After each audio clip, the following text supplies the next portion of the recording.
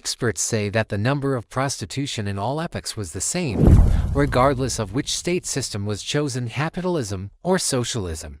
At all times there have been women who were ready to sell their love for money. After the February Revolution, the workers of the canopy, who at that time were called canopy workers, tried to organize trade unions, defending their rights on an equal basis with others. Sex services are no longer controlled by the police and live by completely wild rules.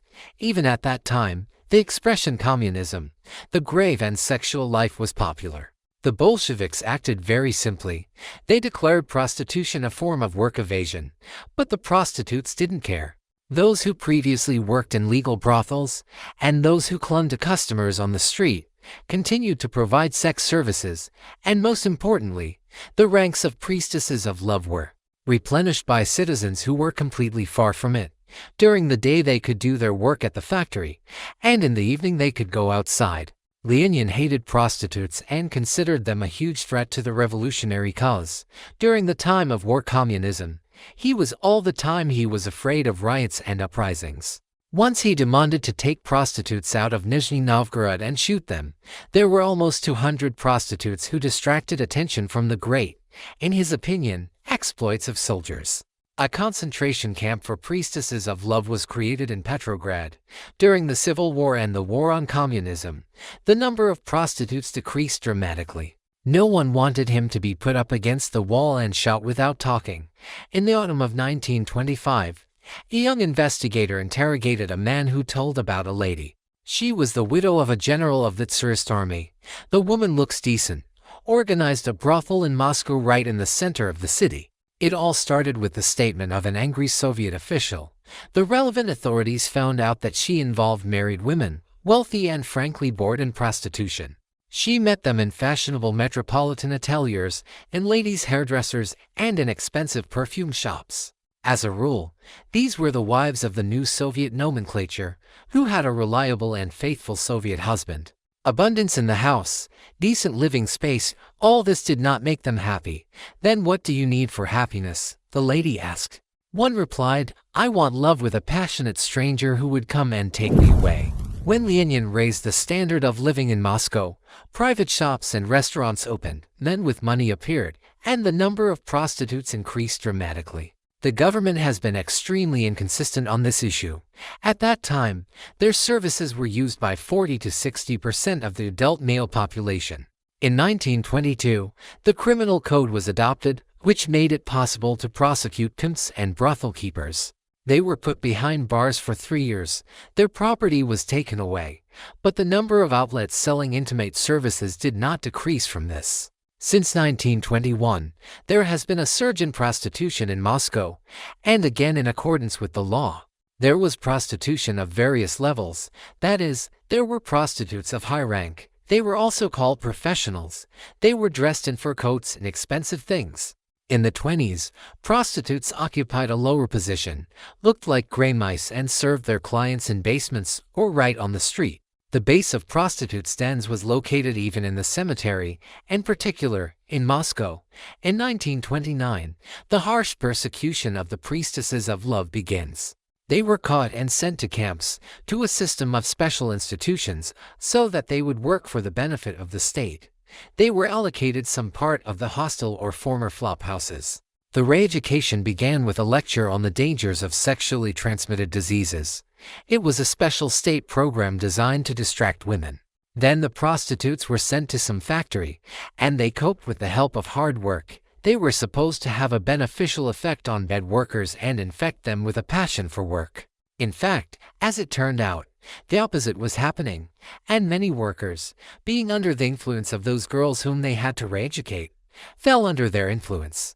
Medical and labor dispensaries for prostitutes were also opened in Leningrad. The wife of the first secretary of the Leningrad Regional Committee of the CPSU, Sergei Kirov, works there. Who knows why it was necessary, but she devoted herself to this work with all her soul. At the May Day demonstration in 1929, a column of prostitutes led by the wife of Sergei Mironovich Kirov could be seen here. His wife, Maria Marcus, spent all her mental and physical strength on prostitutes. At first she got into her soul, tried to ingratiate herself with her, then for a long time convinced her that it was much better to be an honest Soviet woman. Some historians believe that she did this because she sincerely wanted to defeat debauchery, which in the new Soviet society was no less than in Tsarist Russia, or even more. Neither her husband Sergei Kirov, nor other Kremlin bigwigs wanted to be faithful husbands and allowed themselves left-wing connections. At the same time, they declared the purity of the morality of the Soviet man, which, of course, did not correspond to reality.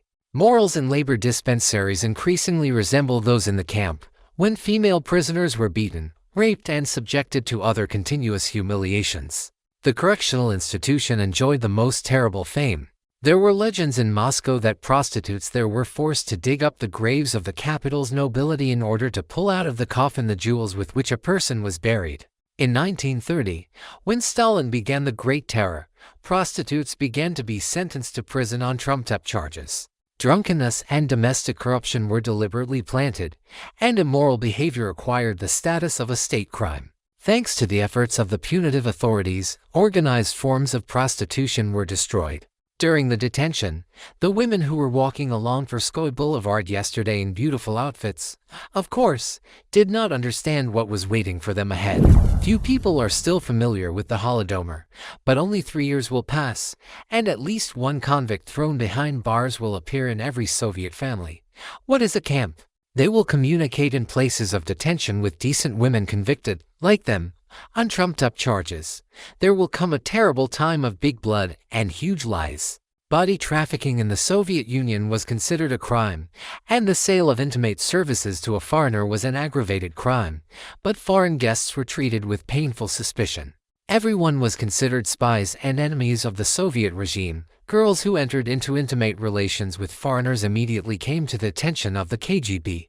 But in general, before the war, foreign guests were very exotic and worked mainly for the domestic consumer.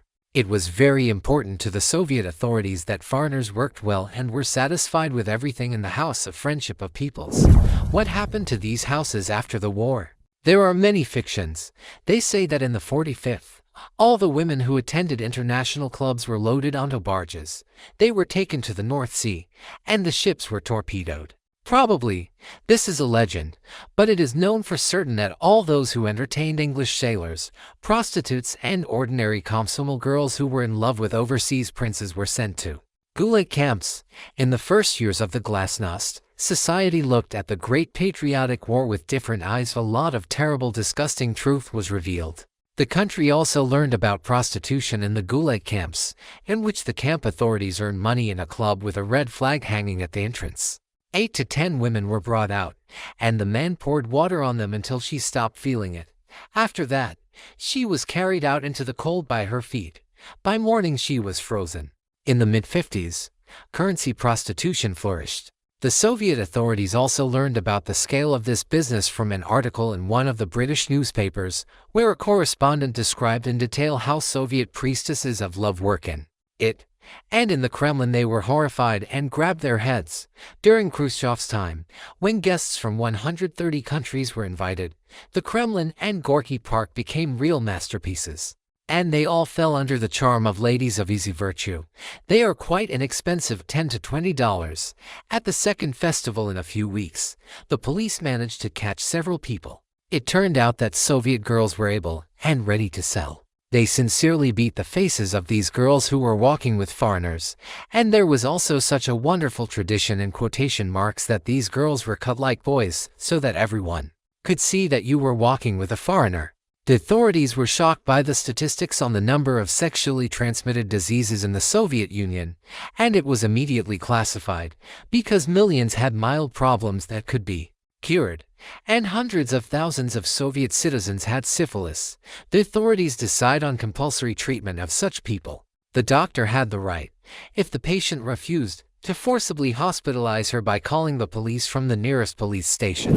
Until the mid-80s, Soviet prostitutes almost did not use protective equipment. They did not think about how risky sex without a condom was, and their clients were not rich men. Prostitutes retire very early. It is believed that this is an occupation for young women who have enough strength and energy to fight with competitors and with an impudent pimp. The police, who are able to quickly get away from meetings with cruel clients and daily dirt. There are women who are looking for clients on the tracks. This is a special caste of prostitutes, the hardest and pleasant job in the service of truckers, who smell terrible, pay very little. The authorities are well aware of this roadside business, but it was tacitly decided not to do anything. Let them work for themselves. The main thing is that they do not climb into Moscow. But metropolitan prostitutes are a real headache. After all, they were visible to foreign guests of the Soviet Union. They spoil the perfect picture of the world and how to erase them from the face of the earth. This issue is being resolved at the level of the Politburo. The authorities were especially scared before the Olympics. Hundreds of prostitutes were sent for the 101st kilometer along with drunken parasites. But when the sports festival was over, they quickly returned to the capital. And it all started the same way. In the main points of sale of elite bodies in the international space of a tourist metropole, a well-organized mafia is formed in a short time, which includes taxi drivers, hotel workers, police, pimps. The moth paid the doorman 50 rubles for a trip to a prestigious hotel. Crazy money is half the salary of an ordinary Soviet employee. It was to combat prostitution that an iron rule was introduced. After 23 hours, the presence of foreign citizens in the room was not allowed, but the currency priestesses of love successfully bought the hotel administration, the police, and worked hard in Soviet. Hotels are on the clock. A night in the room costs an average of $200. The life of prostitutes was like a beautiful fairy tale. The salary of an academic employee was several hundred rubles a day. Article 164.2 appeared in the Code of Administrative Offenses, which punishes prostitution with a fine of 100 rubles. But this amount, the size of a worker's salary, could not stop prostitutes. In the mid-80s, cases of systemic robberies and assaults using a drug called clofulin began to appear in Moscow. It quickly turned into a real criminal epidemic. Clonidine was mixed with alcohol. At best, he was sound asleep. But other tragedies have also happened. When the evening with the prostitute ended, the death of the client occurred. Also, the victims were men who just met pretty girls in the subway, in a cafe, and considered it the beginning of a beautiful romance. Also in the 80s, modeling agencies were opened in Moscow. Girls run there, dreaming of foreign catwalks and acting in advertising for crazy money, and often see new kinds of pimps and moms in front of them. There was a famine in the country. The parents of these girls lost their jobs and wanted to escape from poverty and dullness. Dress up beautifully, see the world. The modeling agency offered to make a portfolio and, taking sexual poses, the girls did not know that their photos were not a ticket to a bright future, but to a foreign panel. Somewhere in Turkey or Paris, there were also those who traveled all over Eastern Europe and recruited women for prostitution. In Moscow, they were associated with several modeling agencies. A huge country collapsed. Everyone survived as best they could. The late 80s and early 90s were the peak of trade. In Europe and the USA, women from the collapsed Soviet Union were young and beautiful. The rights were not upgraded. This is an ideal living commodity, as in the years after the October Revolution. Many people were pushed to this case by a primitive feeling of hunger and terrible depression. This story is old, because it has happened and will always happen.